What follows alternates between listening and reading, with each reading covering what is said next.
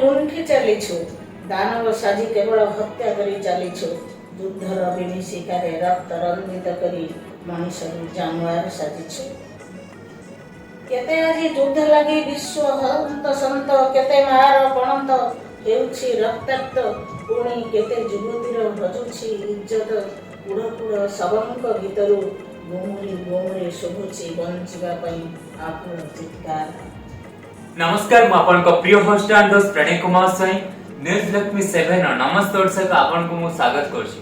अच्छा मो पाखे जे अछंती जने मा अछंती तो बहुत जहा कोंदे स्टाइलिश आ बहुत माने कहे गले बहुत सिखिबार ताको मिले को जायनि गोटे पिला को जतबे सफल होबा पड़े मा ही तार प्रथम गुरु हिताय कारण केमिति आगु जीव मा ही शिक्षा देइताय मा रही शिखि के आगु जाई गोटे भलो मनुष्य हिताय जेति गोटे अछि हाथ में अनेक सारा लकीर अच्छी कौन कर धीरे धीरे जाएंगे सफल शीर्ष में पहुंचता सेमती आम चेष्टा करवा देन सब कुछ कर आम से चेष्टा कर विश्वास आ गोटे मोस्ट इंपोर्टेंट कथा बापा मां को सब सम्मान करबा दरकार आ व्यवहार एमिति थिबा दरकार गला पर भी कहबे छोटे आसीथिला एते सुंदर व्यवहार कला आ गोटे क्षेत्र में मार करते मार प्रशंसा कौन करेंगे किसी करें कारण मार कथा सब निरा काम सब निरा थाए कारण माँ सब से लक्ष्मी माँ हो से भारत माँ हो ताठी समान थाए कारण माँ को आम सब शिखी था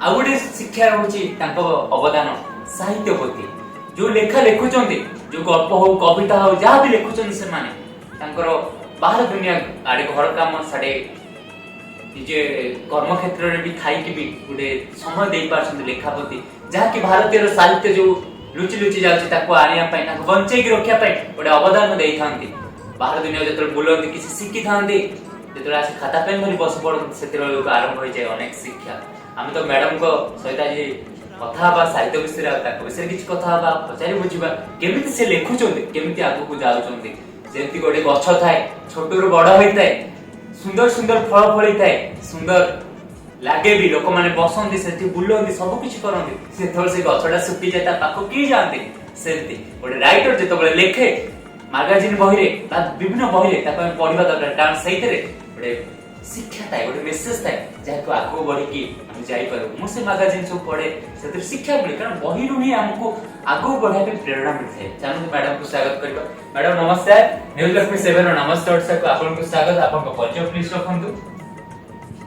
नलिनी प्रभा नायक लक्ष्मी तो जमे गुरुलेनी आगे सरकारी चाकरी मध्य करूली अवसर नहीं समाज सेवा करे साहित्य लेखा लेखी करे विभिन्न विषय सहित घर सहित जड़ित थाए से भल मंद बुझे। अच्छा मैडम आपन तो सब थरे परिपूर्ण अछंती आ गोटे जो रही हमर कला रे कह जाय बापा मां डॉक्टर इंजीनियर का जन कलाकार की कोटी कोटी हिते कलाटा समस्त मिली नते।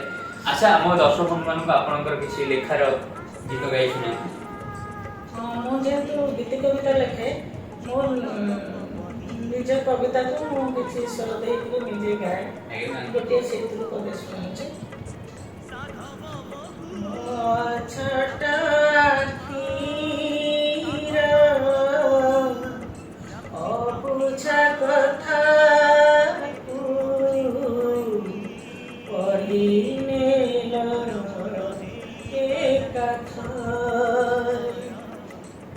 मीठा मीठा छुआ देई गला मोते मीठा मीठा छुआ देई गला मोते भरी गली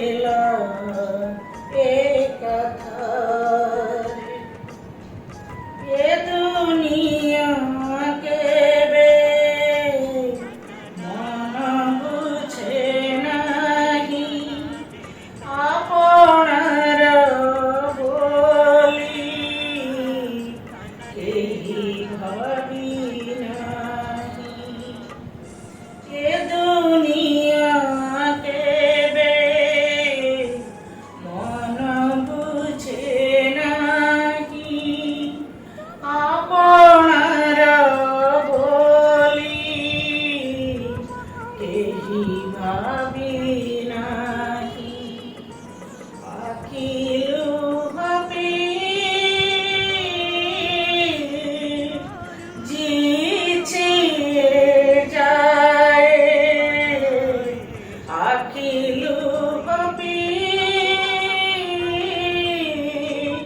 जीचे जाए सुखटी के पाई झुरे छोट बेले आम गोटे फनेल भाया से चाल उपरे लगी थाए आम शुणु रेडियो रविवार दिन थाए शिशु संसार आम गीत कथा सब शुणु से अबा बड़ भाई नमस्कार कहीकि जो करती आम बाड़ी में सप खंडे कि मसला खंडे पकईकि खरा पढ़ू था से मत भल लगे बहुमछी विषय आज कहले पिंपुड़ी विषय आज अन्य प्रजापति विषय विभिन्न छोट छोट विषय सब से पिला गीत कविता गप सब कहते आजे भी कहते पिला शुणा ସେଇଟା ମୋତେ ଭାରି ଭଲ ଲାଗେ। ତାପରେ ମୋ ବଡ଼ ଭଉଣୀ ମୁଁ ବି ଆମେ ଯେତେବେଳେ ପଢ଼ୁଥାଉ ସପ ପକେଇକିରି ମସିଣା ପକେଇ ବାଡ଼ିରେ ମୁଁ କହି ଦେଖ ମୁଁ ଏଇଖିଣା ଲେଖିଦେବି ପ୍ରଜାପତି ଭଳିଆ ଗୋଟେ ସେ ଯେମିତି କହିଲେ ସେମିତି ଗୋଟେ କବିତା ଲେଖିଦେଇପାରିବି।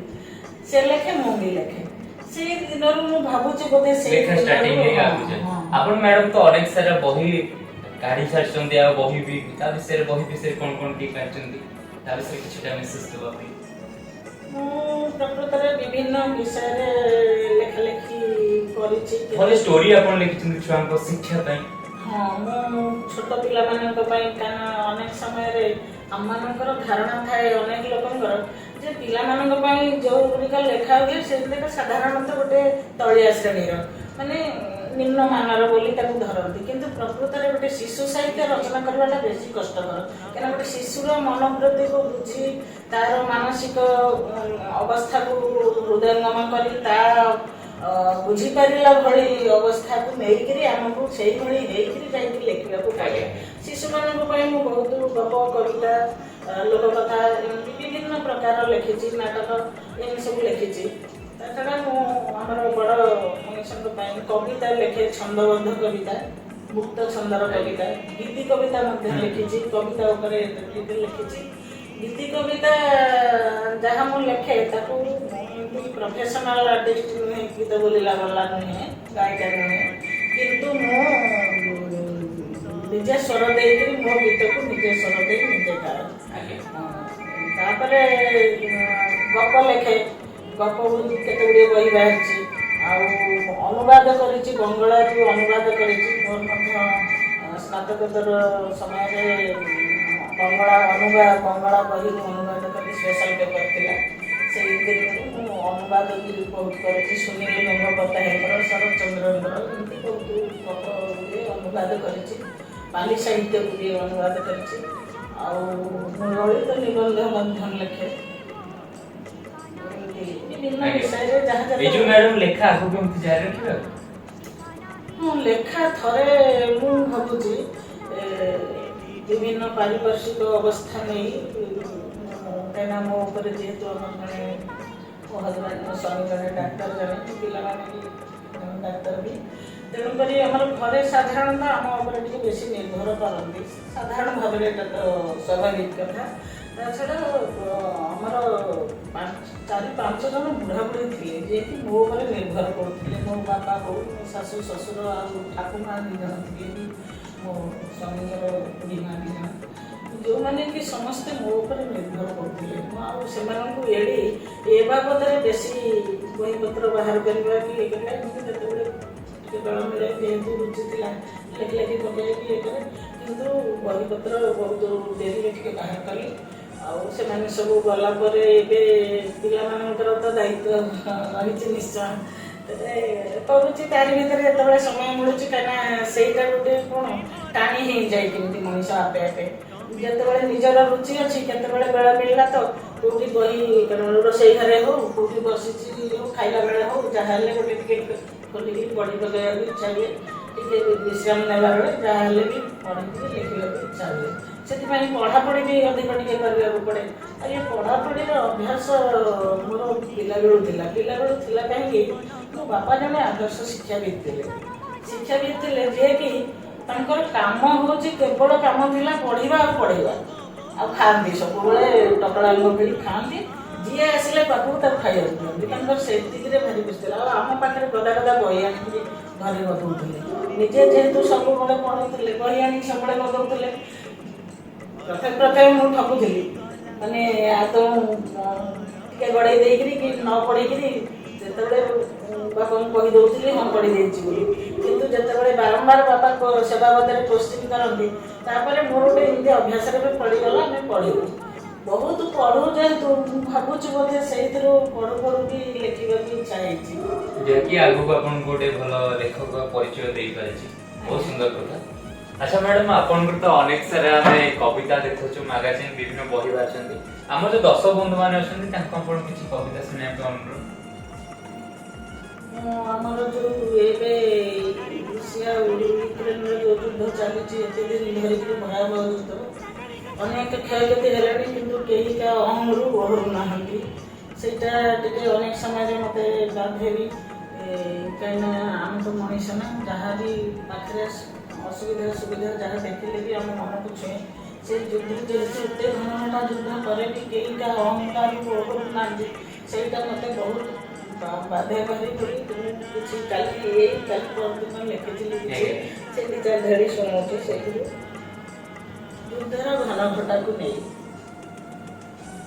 ଥରେ କେବେ ଚିନ୍ତା କରିଛ କି ଏ ଯୁଦ୍ଧ କ'ଣ ଦେଇଛି ଆମକୁ, କ'ଣ ନେଇଛି ଆମଠାରୁ? ଥରେ କେବେ ଚିନ୍ତା କରିଛ କି ଏ ଯୁଦ୍ଧ ଲୁଟି ନେଇଛି ମାଟିରୁ ସହିବା କ'ଣ?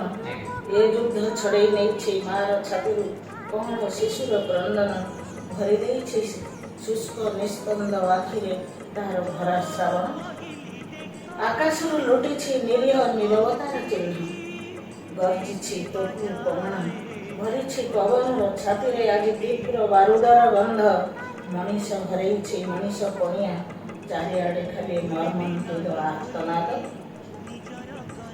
କିଏ ଦେବ ଆଶ୍ୱାସନା ଟିକେ, କିଏ ଦେବ ଟିକିଏ ବିଶ୍ୱାସ? କୁହ ଏ ମଣିଷ, କାହିଁକି ସାଜୁଛ ଏତେ ହିଂସ୍ର ଦାନବ? ଥରେ କେବେ ଭାବିଛ କି ଯୁଦ୍ଧ ଭୂମି ନୁହେଁ ଅୟସର ଭୂମି? ଯୁଦ୍ଧ କେବେ ଦିଏ ନାହିଁ ସୁଖର ସମୃଦ୍ଧି, ଯୁଦ୍ଧ କେବେ ଶୁଣାଏ ନାହିଁ ଶାନ୍ତି ଓ ପ୍ରୀତିର ଗୀତି ପ୍ରଗତିର ଗତି। ଯୁଦ୍ଧ କେବେ ଶୁଣାଏ ନାହିଁ ଶାନ୍ତି ଓ ପ୍ରଗତିର ଗୀତି, ଯୁଦ୍ଧ କେବେ ଦେଖାଏ ନାହିଁ ଆଲୋକର ପଥ, ଯୁଦ୍ଧ କେବେ ହୁଏ ନାହିଁ ଶାନ୍ତିର ପ୍ରତୀକ। ଯୁଦ୍ଧ ତ ଦିଏ କେବଳ ହୀନ ରକ୍ତପାତ, ଲୁଟି ନିଏ କୁଆଁରୀ ଆଖିରୁ ଆଶା ଆଉ ସ୍ୱପ୍ନ ଯେତେକ, ଭରିଦିଏ ପୋଡ଼ା ପୋଡ଼ା ଦୁଃଖ ଓ ସନ୍ତାପ। ଆଜି ଚାରିଆଡ଼େ ହାହାକାର, ଆଜି ଚାରିଆଡ଼େ ହାହାକାର, ପୁଣି ନୀରବ ନିଶବ୍ଦ। ସତେ କି ଓଜାଡ଼ି ଦେଇଛି କିଏ ଦୁଃଖ, ଖାଲି ଦୁଃଖ। ପବନରେ ନାହିଁ ଶୀତଳତା, ନାହିଁ ଆଲୋକରେ ଟିକିଏ ବି ସ୍ନିଗ୍ଧତା, ସବୁଠି ଖାଲି ଖୋଲା ପଡ଼ିଛି ଝୁଲି।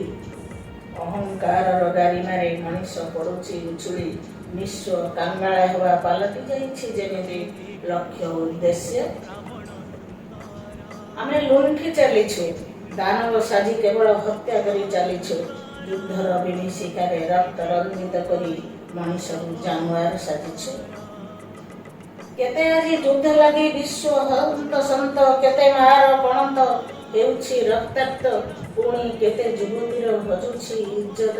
କୁଢ଼ କୁଢ଼ ଶବଙ୍କ ଭିତରୁ ଗୁମୁରି ଗୁମୁରି ଶୁଭୁଛି ବଞ୍ଚିବା ପାଇଁ ଆକୁଳ ଚିତ୍କାର।